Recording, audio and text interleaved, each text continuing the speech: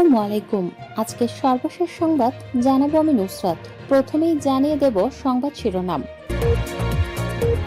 বাংলাদেশ ব্যাংকের 4 পরিচালককে বদলি। ইরান ছাড়তে নাগরিকদের আহ্বান জানাচ্ছে যেসব দেশ। বিয়ের অনুষ্ঠানে প্রাক্তন প্রেমিকাকে গুলি করলেন প্রেমিক।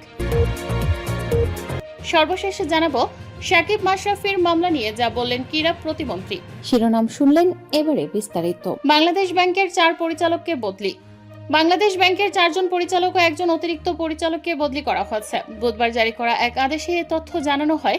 আদেশ অনুযায়ী পরিচালক মোহাম্মদ জয়নুল ইসলাম হিউম্যান রিসোর্সের ডিপার্টমেন্ট 1 থেকে বদলি হয়ে আর্থিক প্রতিষ্ঠান পরিদর্শন বিভাগে দায়িত্ব পালন করবেন।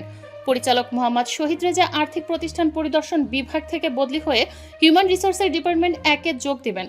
পরিচালক মোহাম্মদ বাইজিদ সরকার ব্যাংকিং প্রবিধি ও নীতি বিভাগ 1 থেকে বদলি হয়ে মতিঝিল অফিসে দায়িত্ব পালন করবেন। ভারপ্রাপ্ত নির্বাহী পরিচালক কারেন্সি হিসেবে দায়িত্ব পালন করবেন।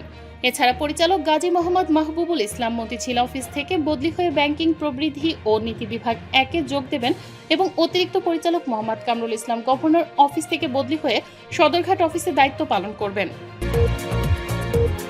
ইরান ছাড়তে নাগরিকদের আহ্বান জানাচ্ছে যেসব দেশ।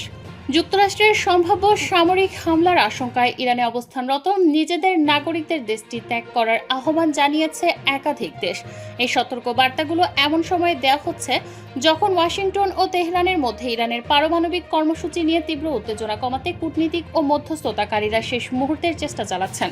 জেনেভায় বৃহস্পতিবার যুক্তরাষ্ট্র ইরানের কূটনীতিকদের মধ্যে তৃতীয় দফার পরোক্ষ বৈঠক অনুষ্ঠিত হওয়ার কথা রয়েছে। মার্কিন প্রেসিডেন্ট ডোনাল্ড ট্রাম্প তার স্টেট অব দ্য ইউনিয়ন ভাষণে ইরানের বিরুদ্ধে কড়া বক্তব্য দেন।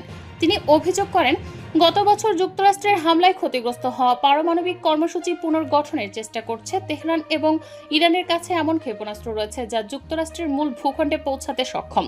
যদিও এর পক্ষে তিনি কোনো প্রমাণ দেননি, তবে তিনি কূটনৈতিক সমাধানকেই নিজের পছন্দ বলে উল্লেখ করেন।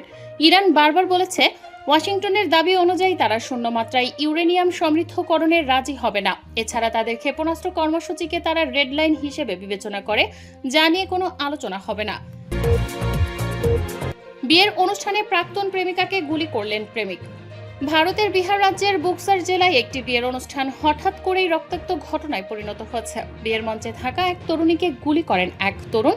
সংবাদ মাধ্যম এনডিটিভি জানিয়েছে, 18 বছর বয়সী আরতি কুমারীর সঙ্গে দীনবন্ধু নামে এক যুবকের প্রেমের সম্পর্ক ছিল, কিন্তু তাকে বিয়ে না করে আরতি অন্য একজনকে বিয়ে করছিলেন। বিয়ের অনুষ্ঠান চলাকালীন সবাই যখন মঞ্চে উপস্থিত, ঠিক তখনই সেখানে হাজির হন দীনবন্ধু। আনুষ্ঠানিকতা চলার মাঝেই ভিড়ের আড়াল থেকে তিনি ভারতীয় আরতির পেটে গুলি চালান। গুলির শব্দে মুহূর্তে অনুষ্ঠানে আতঙ্ক ছড়িয়ে পড়ে। কেউ আহত, অনেকেই সচেতন রাখার চেষ্টা করেন কনেকে, আবার কেউ প্রাণ বাঁচাতে দ্রুত সরে যান। শাকিব মাশরাফির মামলা নিয়ে যা বললেন ক্রীড়া প্রতিমন্ত্রী। ক্রিকেট মাঠ থেকে রাজনীতির ময়দানে নেমে বিতর্কিত জাতীয় দলের সাবেক 2 অধিনায়ক শাকিব আল হাসান ও মাশরাফি বিন মুর্তজা আওয়ামী লীগের শাসনামলে নৌকা প্রতীকে নির্বাচন করে সংসদ সদস্য হয়েছিলেন। তারা 2024 সালের 5 আগস্ট আওয়ামী লীগ সরকারের পতনের পর বিপদে পড়ে যান দেশের এই সাবেক 2 অধিনায়ক। শাকিব আল হাসানকে হত্যা মামলার আসামি করা হয়। গ্রেপ্তার এড়াতে দেশের বাইরে অবস্থান করছেন তিনি। মাশরাফি বিন মুর্তজা দেশে থাকলেও স্বাভাবিক জীবনে ফিরতে পারছেন না। তার বিরুদ্ধেও মামলা রয়েছে, তবে সেই মামলায় নির্দোষ প্রমাণিত হলে শাকিব মাশরাফিকে স্বাগত জানানো হবে বলে জানিয়েছেন নতুন ক্রীড়ামন্ত্রী আমিনুল হক। বুধবার পল্লবী বিদ্যানিকেতন স্কুলে 500 অসহায় দরিদ্র মানুষের মাঝে ইফতার বিতরণ করতে গিয়ে সাংবাদিকদের সঙ্গে আলাপকালে একথা বলেন তিনি। আমিনুল হক বলেন, আমি একজন খেলোয়াড় হিসেবে মনে করি সাকিব ও মাশরাফি বাংলাদেশের লিজেন্ডারি ক্রিকেটার। দেশের মানুষের যে ভালোবাসা আমি তাদের প্রতি দেখেছি এবং খেলার প্রতি তাদের যে আকৃষ্টতা রয়েছে সেটি সত্যি অনন্য।